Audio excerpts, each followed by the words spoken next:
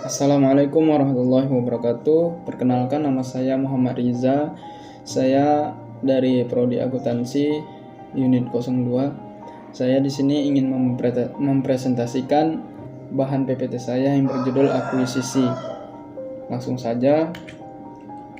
Akuisisi berasal dari kata acquisitio dari bahasa Latin dan acquisition dari bahasa Inggris. Secara harfiah, akuisisi mempunyai makna membeli atau mendapatkan sesuatu atau objek yang telah dimiliki sebelumnya.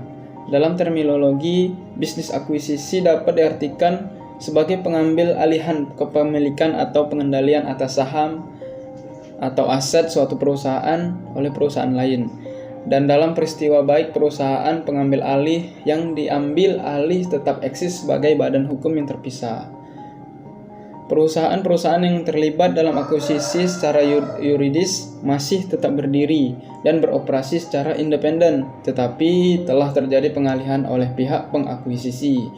Beralihnya kendali berarti pengakuisisi memiliki mayoritas saham-saham berhak suara atau voting stock yang biasanya ditunjukkan atas kepemilikan lebih dari 50% saham berhak suara tersebut. Dimungkinkan bahwa walaupun memiliki saham kurang dari jumlah itu, pengakuisisi juga bisa dinyatakan sebagai pemilik suara mayoritas jika anggaran dasar perusahaan yang diakuisisi menyebutkan hal yang demikian. Namun bisa juga pemilik dari 51% tidak tahu belum dinyatakan sebagai pemilik suara mayoritas jika dalam anggaran dasar perusahaan menyebutkan lain. Akuisisi memunculkan hubungan antara perusahaan induk atau pengakuisisi dan perusahaan anak terakuisisi, dan selanjutnya kedua memiliki hubungan afiliasi. Dari penjelasan di atas dapat digambarkan menjadi suatu skema atas akuisisi sebagai salah satu strategi.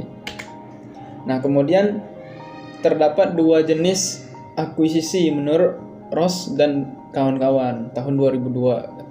Yang pertama itu ada asset acquisition, adalah transaksi akuisisi di mana pihak pembeli mengambil alih seluruh atau sebagian aktiva dari penjual.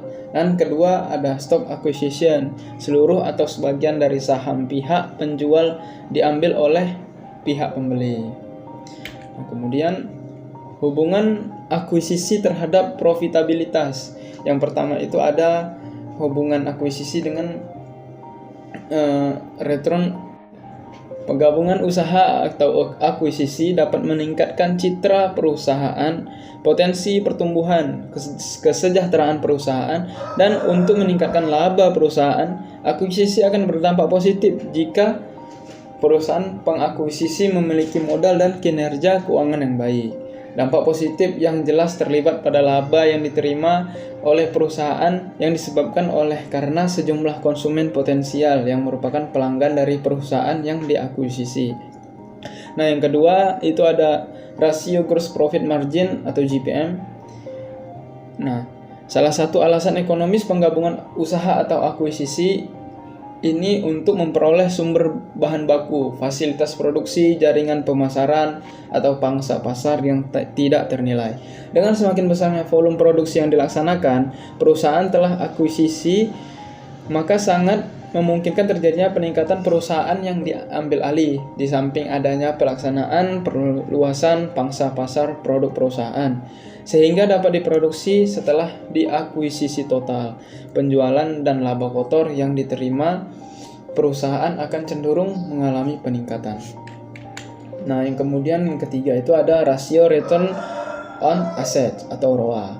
Menurut Soad NNI menyatakan bahwa faktor yang paling mendasari suatu perusahaan melakukan akuisisi ialah motif ekonomi atau akuisisi tersebut menguntungkan bagi pemilik perusahaan pembeli atau pengakuisisi dan perusahaan penjual atau perusahaan target.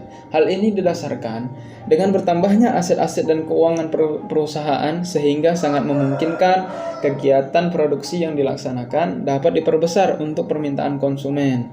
Nah, yang keempat itu ada net profit margin atau NPM menurut Will et al. Salah satu alasan ekonomis penggabungan usaha atau akuisisi ini ialah untuk menjamin sumber keuangan atau akses terhadap sumber keuangan setelah adanya pengambil alihan suatu usaha. Maka diharapkan tingkat keuntungan yang diperoleh perusahaan berasal pendapatan yang diterima dari kegiatan operasionalnya akan meningkat. Nah, yang terakhir itu yang kelima, operating profit margin atau OPM.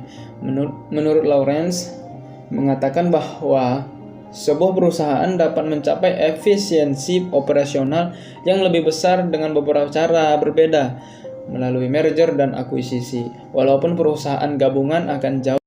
Mungkin hanya sekian yang dapat saya paparkan. Lebih kurang saya mohon maaf.